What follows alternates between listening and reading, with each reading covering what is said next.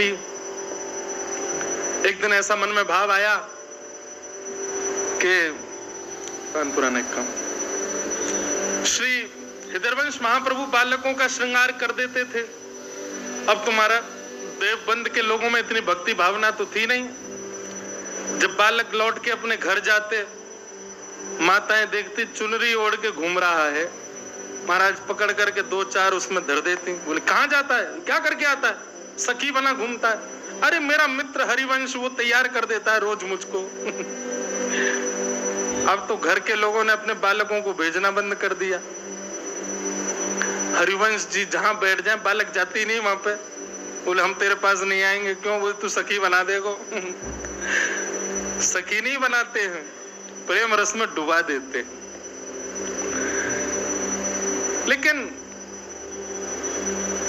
जो निश्चित प्रेम में डूबा होगा वो कभी भी शिकायत नहीं ढूंढता या अवसर नहीं ढूंढता सेवा से बचने का। वो तो अपनी सेवा कहीं और खोज लेता है। महाप्रभु जी ऐसे भ्रमण कर रहे थे अपने घर के आसपास के वन में। छोटे से बालक हैं, तभी उनको 2 युगल वृक्ष दिखाई दी। आसपास ही खड़े हैं दोनों। बोले आहा, दोनों युगल मिल गए। और संभवतः जो एक वृक्ष था वो त्रिभंगी था।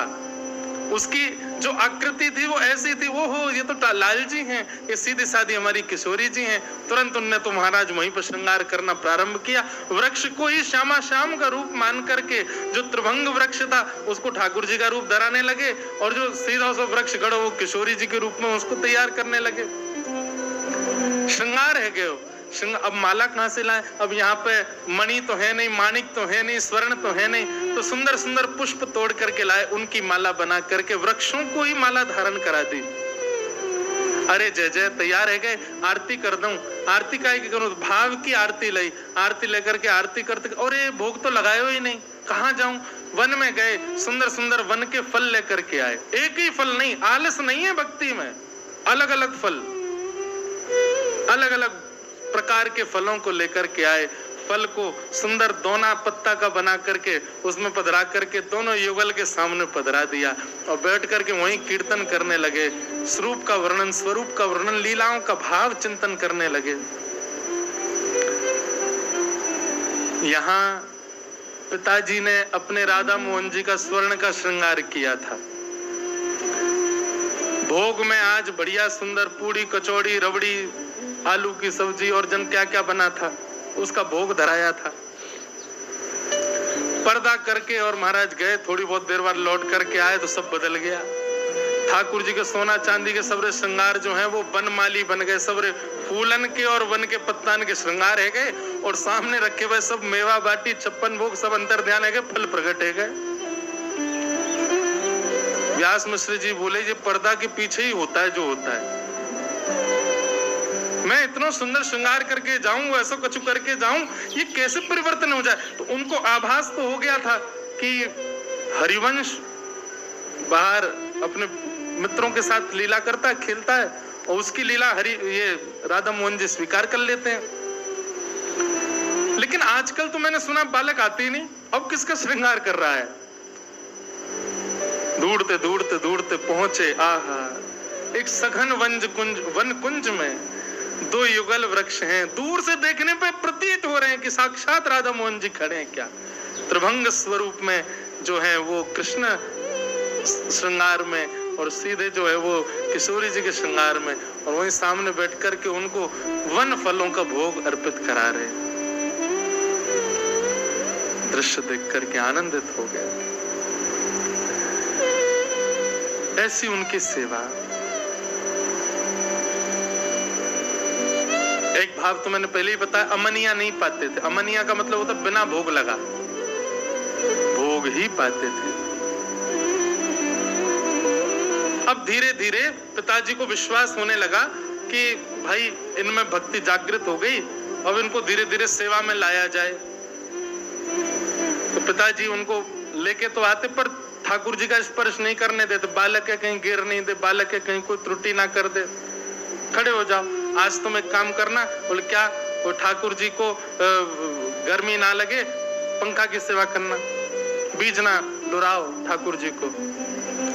जो सेवा दे देते इतनी निपुणता से करते, सौभाग्य मानते, चलो कुछ तो मिला सेवा में। पिताजी श्रृंगार कर रहे होते, महाप्रभु जी के मन में आता कि बताऊं ऐसे नहीं ऐसे करो, लेकिन बेचारे बोलते तो पिताजी का हमको बताओ, खड़े रहो। मन ही मन विचार करते, बोले जल्दी से मुझे बड़ा करो, मुझे सेवा करनी है आपकी। पिताजी तो छूने ही नहीं देते, लेकिन जहां जैसा भाव मिलता उसको स्वीकार करते। पिताजी जो आज्ञा करते उसको स्वीकार करते। एक दिन बीजना डुरा रहे थे श्री ठाकुर जी को। ठाकुर जी बैठे हैं, बीजना करते करते करते करते करते भाव समाधि में प्रवेश कर गए। उस दिन शरद पूर्णिमा थी, और शरद पूर्णिमा को वंशी ना बजे ये कैसे हो सकता है? वो तो प्रमुख दिन है।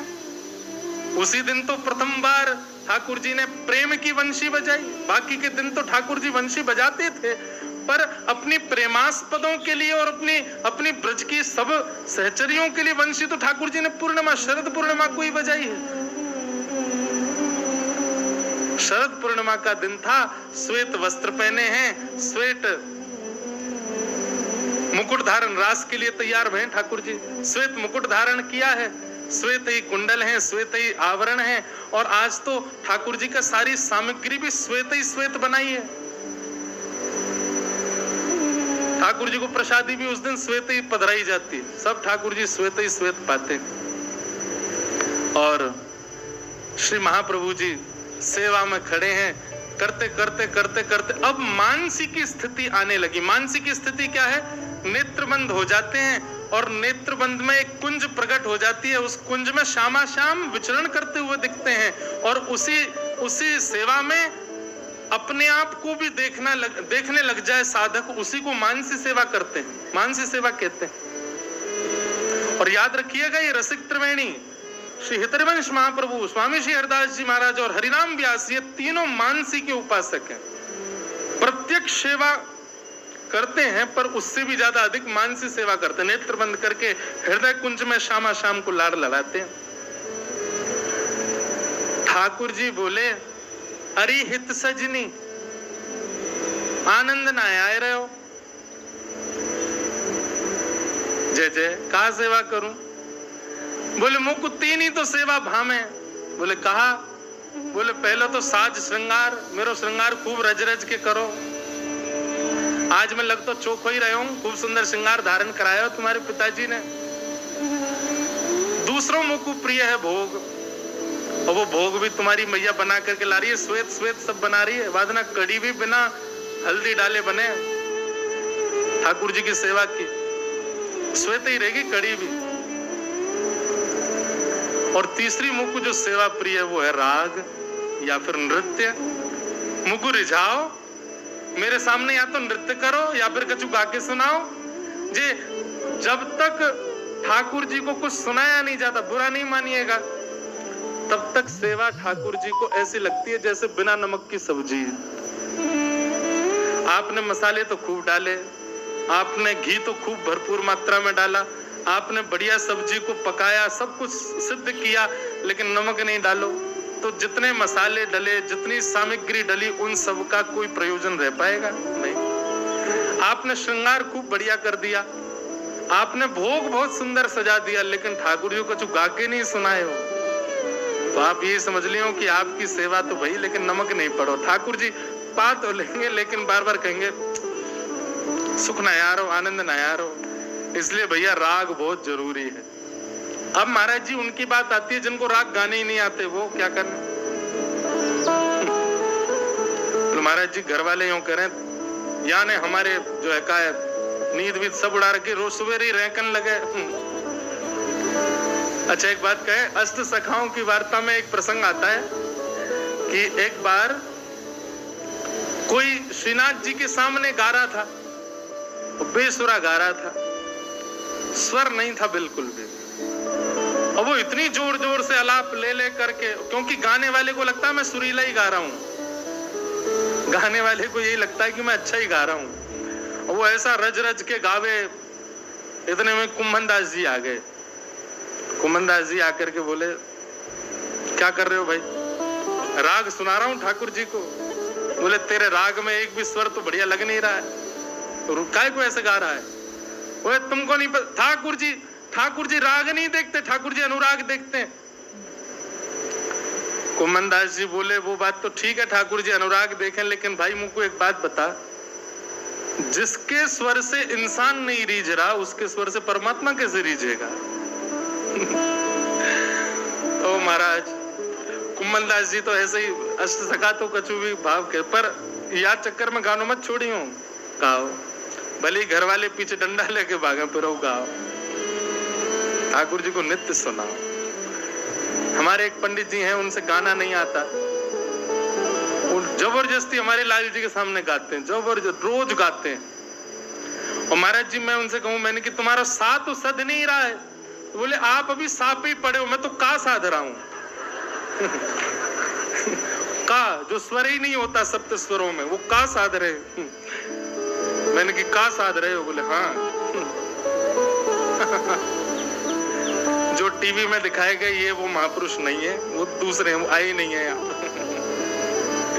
तो आहा,